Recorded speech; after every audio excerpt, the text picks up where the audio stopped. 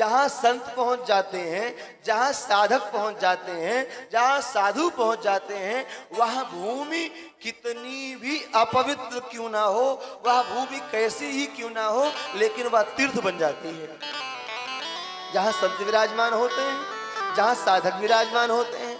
आप लोग देखते होंगे गांव में कई जगह महाराज ऐसा वीरान पड़ा होता है, पर कोई ऐसे सिद्ध महात्मा वहां पहुंच गए कि वहां लाखों की भीड़ उमड़ने लग जाती है? लाखों की भीड़ उमड़ने लग जाती है। हमारे ही श्रीधाम वृंदावन में जो अभी मलूक पीठ स्थान है, हमारे पूज्य गुरुदेव भगवान श्री जगतगुरु द्वाराचार्य मलूक पीठाधीश्वर स्वामी श्री राजेंद्र दास देवाचार्य जी महाराज, जिनको संतों का सिरमौर कहा जाता है,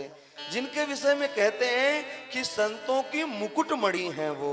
जैसे किसी मुकुट पे मणि लगा दी जाए चमकता रहता है, वैसे हमारे गुरुदेव भगवान ज्ञानवान भी हैं, कीर्तिमान भी हैं, धनवान भी हैं और वैराग्यवान भी हैं, सब कुछ उनके पास भी है, लेकिन महाराज अत्यंत सरल हैं। जिस गद्दी पर वो अधिष्ठित हैं, प्रतिष्ठित हैं, एक समय वो गद्दी महाराज चोर लुच्चे लफंगे लोग वहां कुछ ना कुछ खाते पीते रहते थे, लेकिन जैसे ही गुरुदेव भगवान के पास वो स्थान आया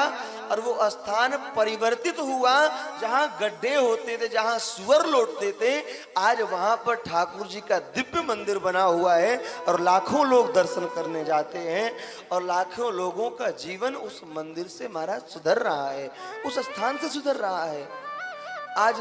8 वर्ष से वहां पर भगवान नाम कीर्तन चल रहा है। जब से गुरुदेव भगवान के पास आया उस समय से साधुओं की सेवा चल रही है, भगवान का पूजन अर्चन हो रहा है, कितना दिव्य स्थान हो गया।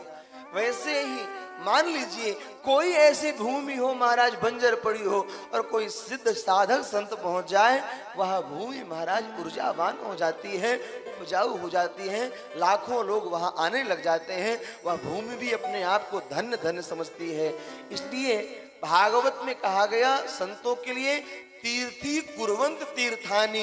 तीर्थ होते नहीं हैं, जहां संत विराजमान हो जाते हैं वही स्थान तीर्थ बन जाता है।